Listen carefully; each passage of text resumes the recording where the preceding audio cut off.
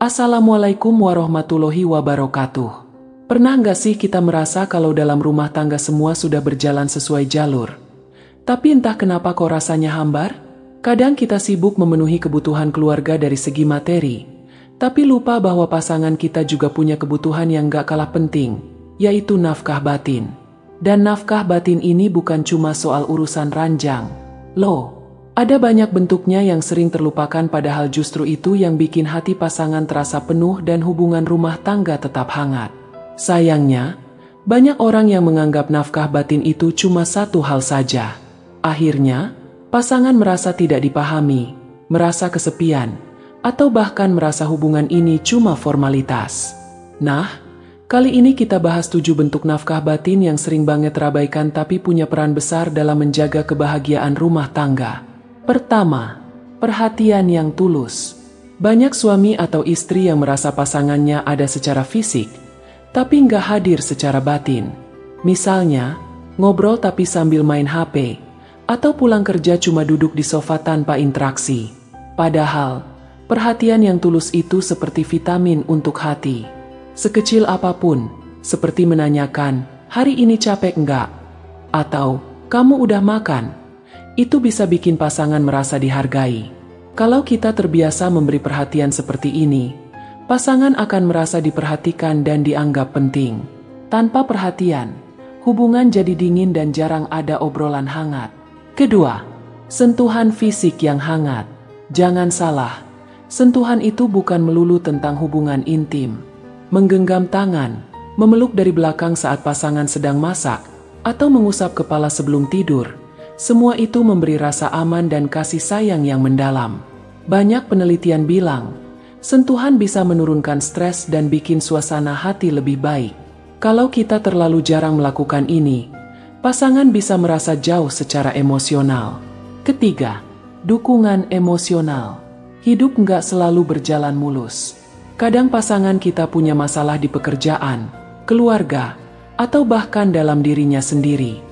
Nafkah batin yang satu ini adalah saat kita menjadi tempat yang aman untuk bercerita tanpa takut dihakimi. Misalnya, saat istri curhat tentang masalahnya di kantor, suami nggak langsung memberi solusi, tapi mendengarkan dulu dengan penuh empati. Begitu juga sebaliknya. Dukungan emosional membuat pasangan merasa punya sandaran yang kokoh. Keempat, komunikasi yang jujur dan terbuka.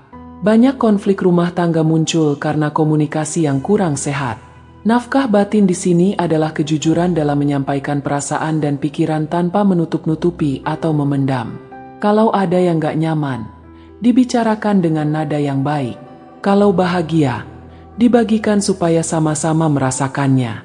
Dengan komunikasi yang sehat, kita bisa menghindari prasangka dan kesalahpahaman. Kelima, pengakuan dan apresiasi. Kadang kita lupa bilang, terima kasih, atau kamu hebat, karena merasa itu hal kecil. Padahal, semua orang butuh diakui usahanya. Saat suami pulang kerja, apresiasi perjuangannya.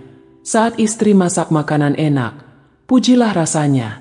Pengakuan ini bukan basa-basi, tapi cara untuk menunjukkan bahwa kita tidak menganggap semua yang pasangan lakukan itu hal biasa.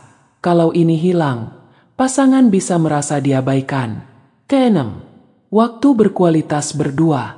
Rutinitas sering membuat pasangan lupa menikmati waktu berdua. Nafkah batin yang satu ini adalah saat kita sengaja menyisihkan waktu untuk beraktivitas bersama tanpa gangguan.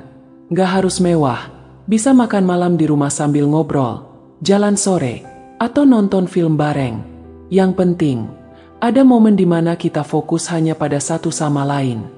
Kalau ini jarang dilakukan, hubungan bisa terasa hambar. Ketujuh, kehidupan intim yang penuh cinta, bukan sekadar kewajiban. Hubungan suami istri di ranjang itu memang penting, tapi sayangnya kadang dilakukan cuma untuk menggugurkan kewajiban. Padahal, yang membuatnya bernilai adalah rasa cinta dan keintiman yang terbangun. Nafkah batin di sini bukan soal frekuensi, tapi kualitas dan kenyamanan yang dirasakan kedua belah pihak.